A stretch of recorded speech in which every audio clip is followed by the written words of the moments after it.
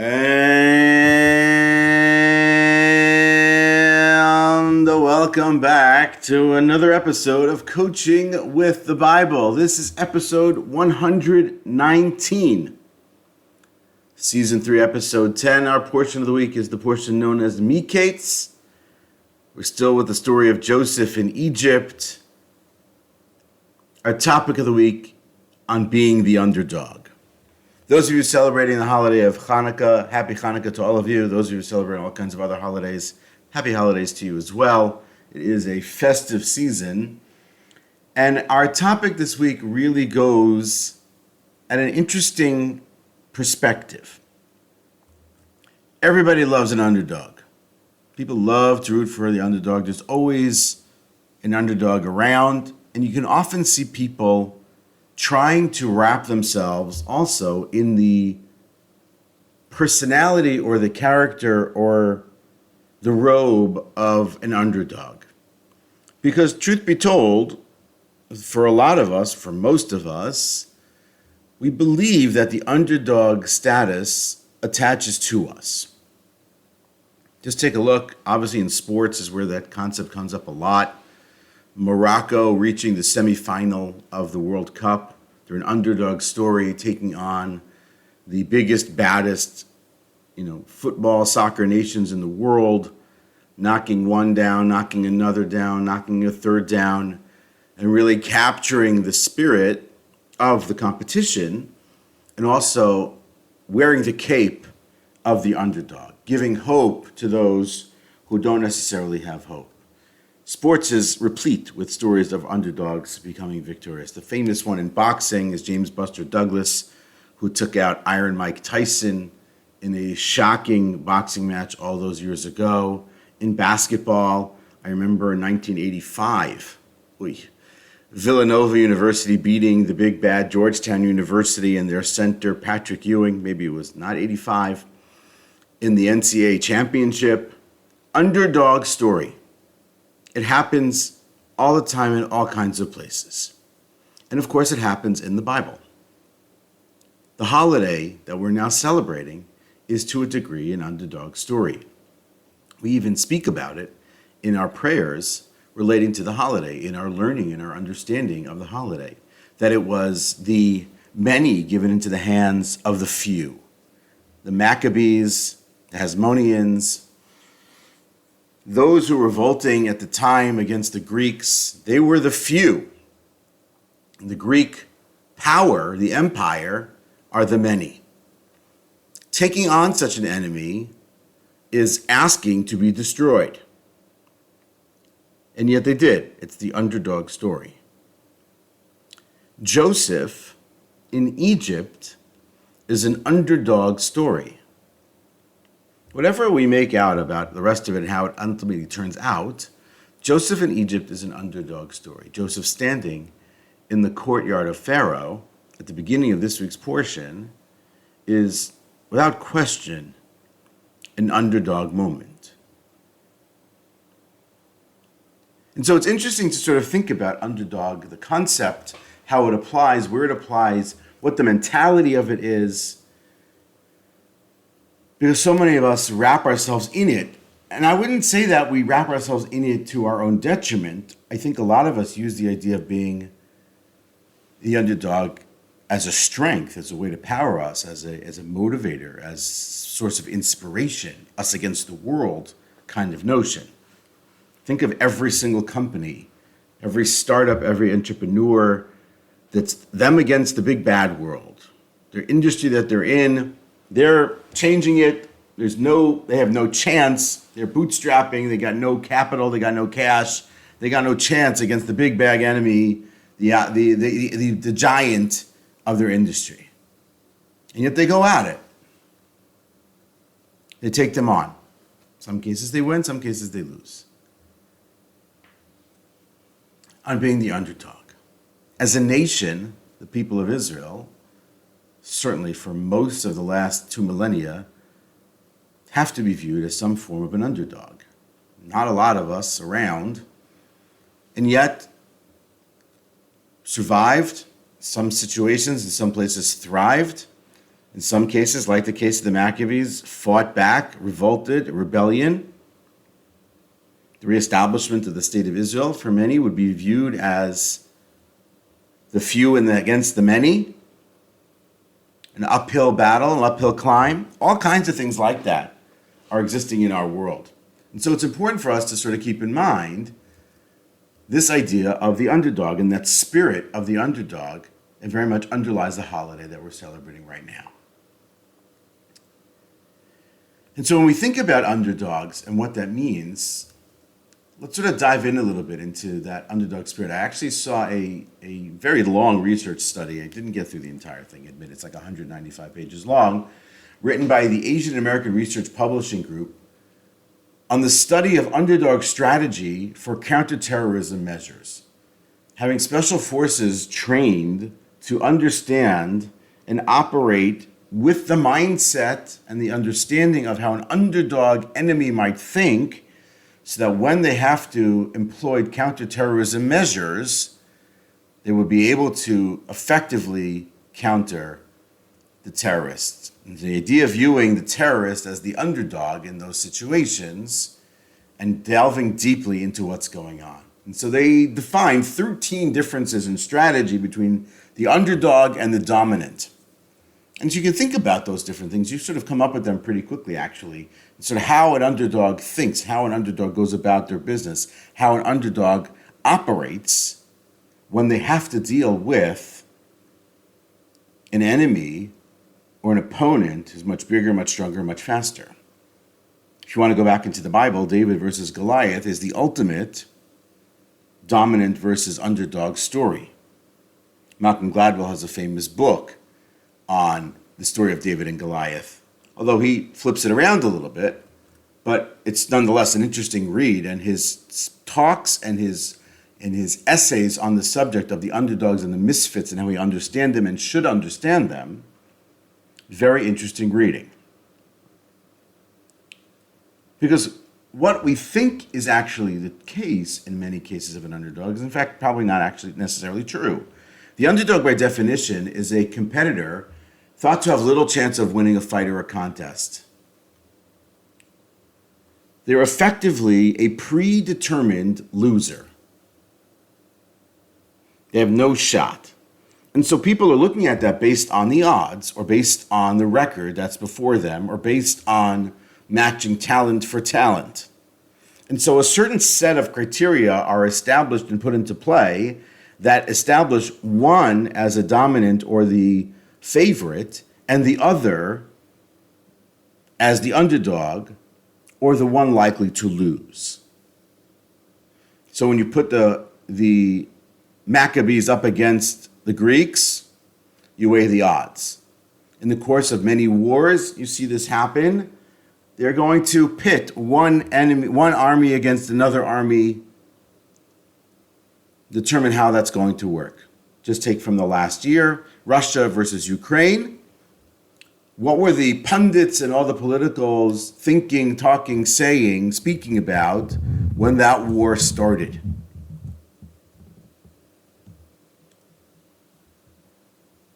We think about Joseph going into the halls of Pharaoh, the likelihood of him coming out with the result that he came out with, again, based on the facts at hand, unlikely. You'd bet against. You'd bet the favorite, not the underdog in those situations. And so it's important to sort of keep in mind these things as we think about underdogs and the underdogs that are around us, because the truth is there are so many who are underdogs around us. There's so many people who surround our lives that effectively are viewed as an underdog. What I mean by that is we look at them or we look at their circumstances and we think they have no shot. They have no chance at the success that they're looking to bring into the world. They have no chance at having the opportunity or believing in the opportunity that they think about and talk about and believe in, the dream that they speak of. And effectively, we underestimate them. And in many cases, probably, We ignore them and we dismiss them when we shouldn't. And so on one side of this is our responsibility and their opportunity on some level to help those who are, you want to call them disadvantaged, that's one way to look at them, or help those who society or culture or community would normally call an underdog and help them in some way succeed. Underdogs don't succeed on their own. They need help, they get an opportunity, and so on. So that's one side of this. Person who's disadvantaged, take Joseph last week. I saw someone post about this earlier this week on LinkedIn. Joseph in last week, the end of last week's portion, when he approaches the two ministers of Pharoah who are in prison, those guys are disadvantaged. They are effectively underdogs in that moment. The likelihood of them getting out of prison, very small. They have dreams. Joseph engages their dreams.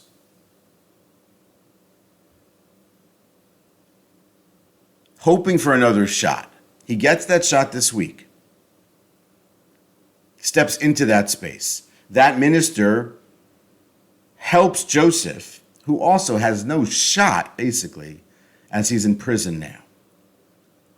So on one side of our understanding and thinking about underdogs is to look around ourselves, look around the world that we live in, look around the people that are around us, and if we look at people and see anyone who effectively fits into the category of an underdog, what are we doing to help them make their dreams come true? And perhaps appreciate that, just as this person posted on LinkedIn, that in helping someone else's dreams come true, our dreams potentially come true. That's the case with Joseph. So maybe that's also the case with those around us who effectively are the underdogs. That's one side of this. The other side of this is developing and cultivating to a degree, as much as possible, our own underdog mentality and using some of the strategy of the underdog to help us succeed in life. And so number one, when we want to think about being an underdog, underdogs have big dreams and they have big visions. They have a very strong sense of self-belief and a strong sense of what they believe they can actually do. The good underdog, for lack of a better term, doesn't allow people to throw them off direction.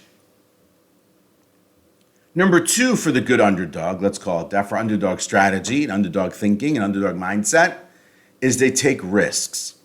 The underdog will take risks because they cannot fight the battle in the most quote-unquote natural way, one-to-one combat, arm-in-arm combat, things like that.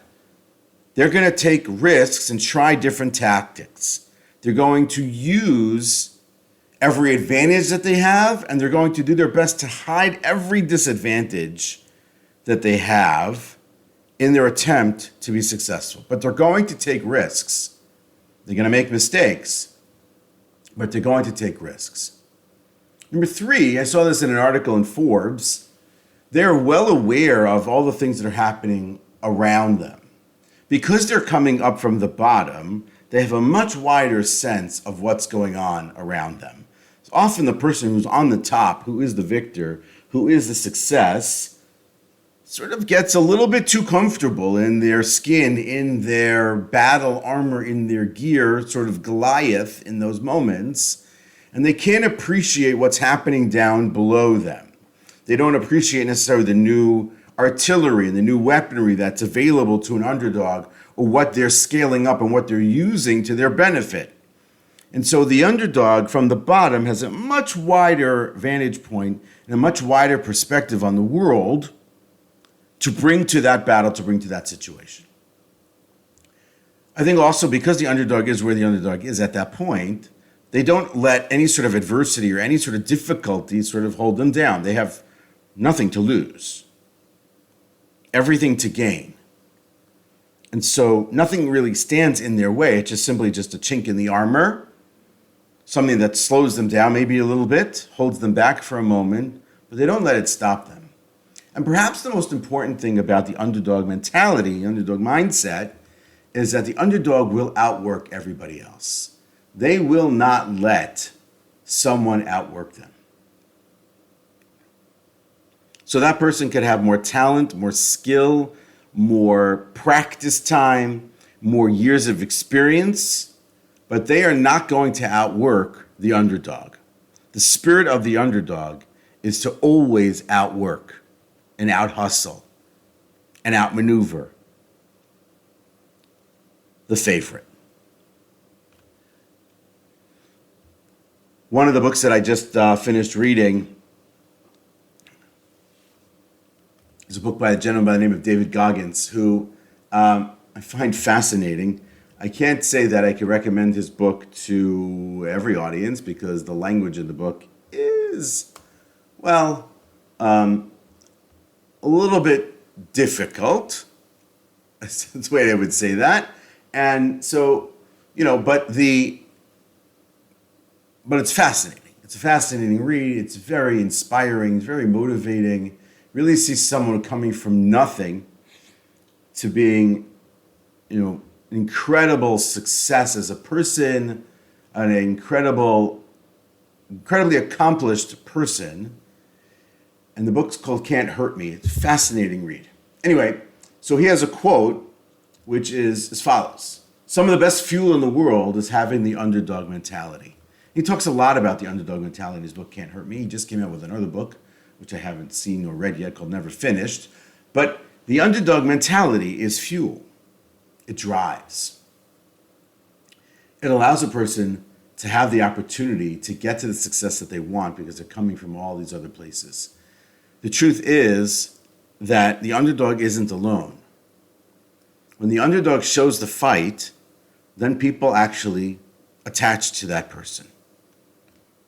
Famously in the movies is Rocky Balboa.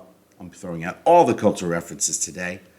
Rocky Balboa, as he starts to run through the streets of Philadelphia, people start to gather around him. As he goes up the steps, there's more people and more people and more people. People are cheering on the underdog. They want to see the underdog compete. They want to see the underdog win. They want to see the underdog actually succeed because, as I said earlier, their expectations and their fight is your fight. Their priorities, the dog in their fight is your dog in your fight. And so it's what pushes and what drives and what inspires so many of us. And so it's important to sort of always have that in mind. That's the same way it is in the Bible. That's the same way that it is in life. And we do get the opportunity